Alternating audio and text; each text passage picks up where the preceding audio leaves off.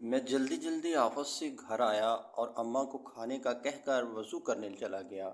مغرب کا وقت ختم ہونے والا تھا۔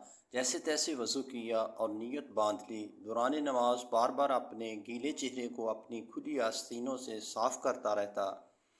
رکوع میں جاتے خیال آیا اماں کی دوائی تو لانا بھول ہی گیا، اور واپسی پر بچوں کی فیس کے لیے پیسے بھی ATM سے نکالنے تھے۔ پھر سجدہ کیا تو وہاں بھی گھریلو ذمہ داریاں ایک ایک کر کے یاد آنے لگی۔ تھکاوٹ کی وجہ سے نماز میں نیند کی جھٹکے آنے لگے۔ بس پھر کیا تھا، سجدے میں جاتے ہی نیند غنودگی کا جھونکا آ گیا۔ نیند میں عجیب منظر دیکھا، لوگوں کا ہجوم، ہر کوئی یہاں وہاں بھاگ رہا تھا۔ کچھ لوگ کاغذ تقسیم کر رہے تھے۔ میرے پاس آ کر بھی کاغذ تھما دیا جس پر میرا نام لکھا تھا۔ پوچھنے پر بتایا گیا یہ تمہارا اعمال نامہ ہے، اب جا کر وہاں سامنے جمع کروا دو جہاں باقی سب جمع کروا رہے ہیں۔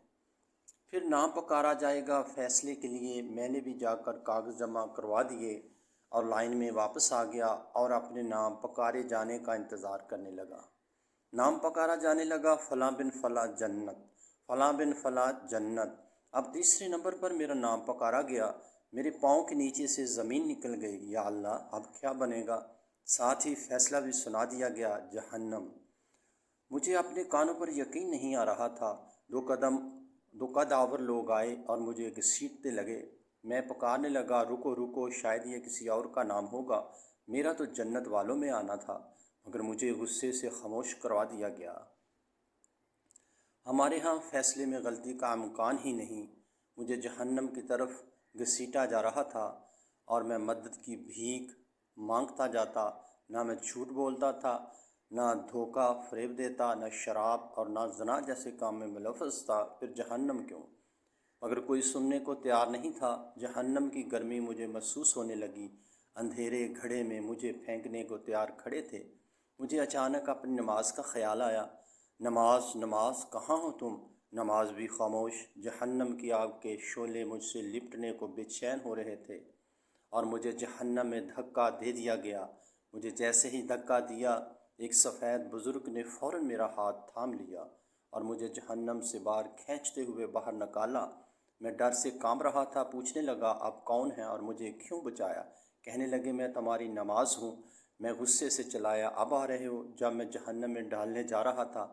اگر عین وقت پر تم نہ آتے تو میں تو چلا گیا تھا جہنم میں، پہلے نہیں آ سکتے تھے تم۔ بزرگ کہنے لگے، جیسے تم مجھے تاخیر سے پڑھتے تھے، کبھی وقت پر نہیں پڑھا، ویسے ہی میں بھی تاخیر سے آیا ہوں۔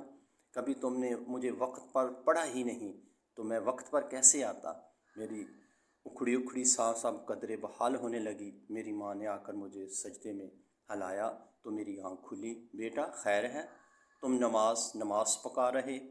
میں حیرت سے خود کو ٹٹولنے لگا کہ میں پسینے سے شرابور ماں کے ہاتھوں کو چومنے لگا، اللہ کا شکر ادا کرنے لگا جیسے دوبارہ نئی زندگی ملی ہو مجھے۔ اور میں نے پختہ ارادہ کیا کہ آئندہ نماز میں کبھی سستی نہیں کروں گا۔ اب میں جہاں کہیں بھی جاتا ہوں تو وہاں بھی نماز کی فکر رہتی ہے۔ کان ہر وقت اذان سننے کو تیار رہتے ہیں۔ اب میں لیٹ نہیں ہونا چاہتا نماز میں۔ دوستو، چاہیے دنیا کے کسی کونے میں کیوں نہ ہو، کتنے ہی مصروف کیوں نہ ہو، زمین یہاں سے وہاں ہی کیوں نہ کر دی جائے، بس یہ یاد رکھنا، نماز اپنے وقت پر ادا کرنا نہ بھولنا۔